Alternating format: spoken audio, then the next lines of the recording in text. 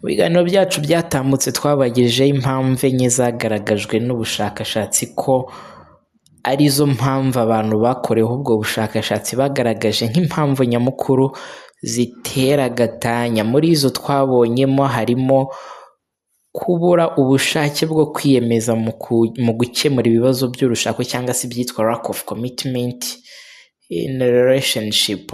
Iya kabiri twabonye ni ugucana inyuma, ibyo bita infidelity, ndetse tubona ko impamvu ya gatatu ari amakimbirane ahoraho mu mubano w'abashakanye, nayo yashyizwe ku mwanya wa gatatu nk'impamvu nyamukuru zitera gatanya. Mu kiganiro cyacu rero giherutse twari twabagejejeho impamvu ya kane yagaragajwe n'abari bari muri buno bushakashatsi ko iri mu mpamvu zabateye gutuma cyangwa se zongereye ibyago byo kuba habaho gatanya. Iyo mpamvu ya kane ikaba yari ugushaka umuntu akiri mutoya, marrying too young. Uko rero twari twarabibasezeranije ko tuzakomeza kubagezaho n'izindi mpamvu, mu mpamvu 10 zagaragajwe n'ubu bushakashatsi ko arizo zitera gatanya.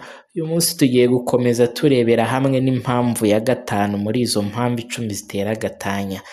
Ndabasuje kandi mbahaye ikaze mu kiganiro cyacu ari nacyo cyanyu mukunda cyane, Easy Life Talk, aho tuba tugaruka ku isano iri hagati y'uko umuntu mukuru yitwara n'ubuzima yaciyemo mu bwana bwe, byaba byiza cyangwa se bibi, bigiye bifite uko bigira uruhare mu myitwarire ndetse n'imikorere yo mu buzima bwe bwa buri munsi, ibyo abahanga muri occupational therapy bita occupational performance in daily life activities.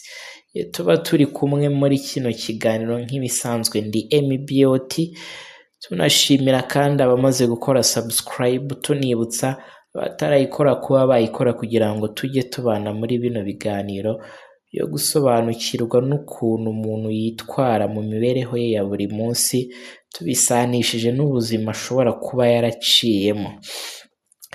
Impamvu ya gatanu rero tugiye kugarukaho ni imikoreshereze mibi y'imitungo ndetse n'ibijyanye n'amafaranga, nayo yashyizwe ku mwanya wa gatanu mu mpamvu 10 zitera gatanya.